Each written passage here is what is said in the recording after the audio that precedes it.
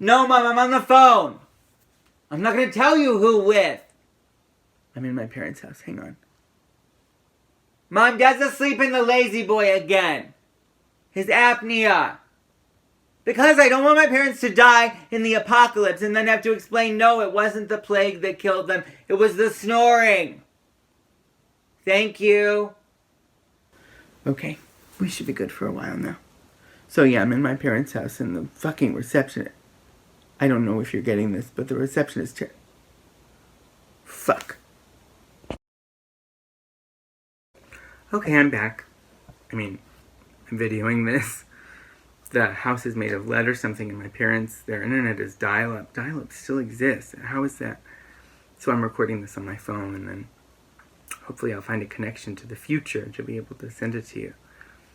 I'm stuck here in the bedroom I grew up in the same bed where I jerked off for the first time.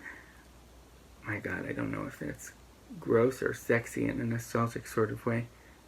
I'd much rather be with you in your Soho place. I know that wouldn't work. I know you're at the hospital. You're being a hero. You wouldn't be able to come home to me, take care of me. And we haven't been together that long. Things are going really well, but to be shacked up together after, what, a month? And then to be in the same apartment together for who knows how long. That sounds like that'd be a terrible idea.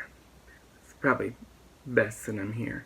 You know that rat trap studio I live in? Can you imagine me being stuck there alone? I mean, what if something were to happen? You're off being a big fancy superhero at Bellevue. You can just rush off to Queens to save me and take off my clothes and ravage me.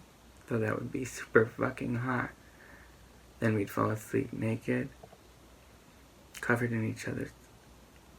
The morning would dawn. We'd wake up still naked. Gorgeous.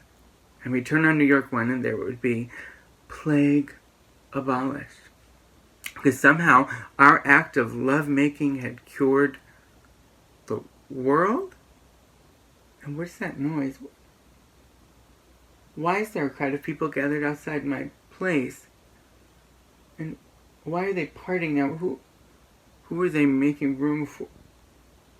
It's the mayor of New York. And not some lame-ass mayor. No, not de Blasio or, oh God, Giuliani. No, is it really? No. Yes, it is. It is the mayor. It is Lenny Cloth, as played by Donald Margulies, a.k.a. the mayor of New York in the original Ghostbusters. Have you seen it? Oh my goodness.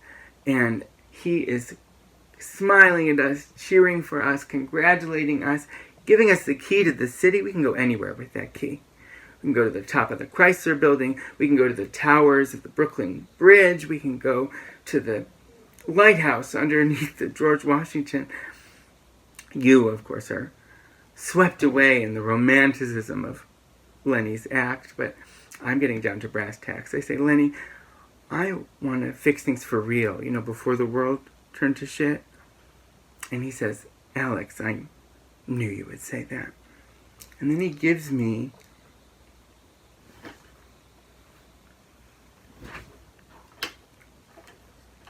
this most gorgeous, gayest, old rotary phone. I mean, one that Liberace wishes that he'd own, but no, sorry, Lee. Mayor Lenny had it in his fictitious office the whole time. And he says, Alex, with this phone, you can dial up any year that you want and you can go back there. It'll take you there. And I say, skeptic that I am, really? Any year, any time? And he said, well, as long as they had phones. So, I dial up 1968.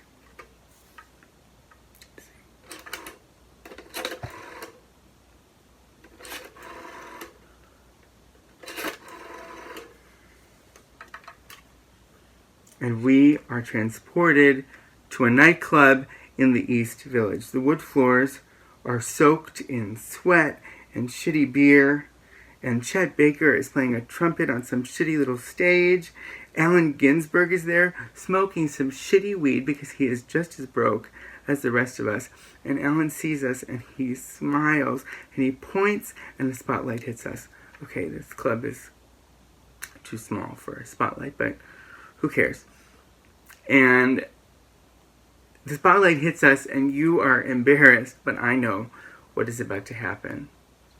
Chet is smiling and Allen is laughing, and they invite us up onto that stage. And so we step up and I say, I'm Alex and this is Dr. Ari Green and he's the man that I love.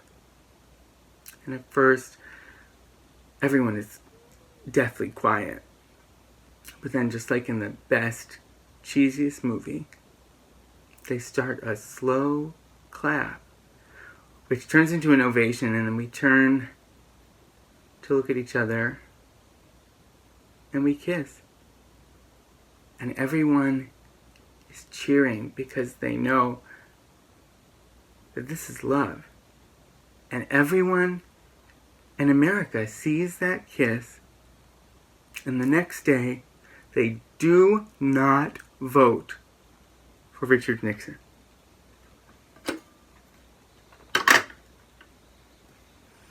And we wake up back in our own time, and there never was a plague. Not now, not in the 80s, not in the 1660s, not ever. Because our kiss rippled through time and abolished all plague. Now, one little kiss is not going to just rid the world of all its hate, but there was a little less of it anyway. And we didn't need a global disaster to show us all how much we needed each other. I'm sorry. I shouldn't have. I mean, this is just stupid, right? You know. You're probably never going to receive this video anyway, but I wish I could hear your voice. Maybe tomorrow.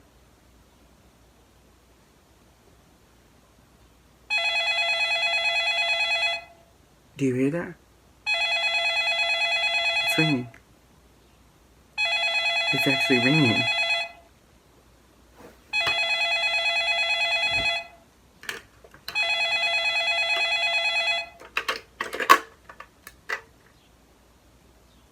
Hello?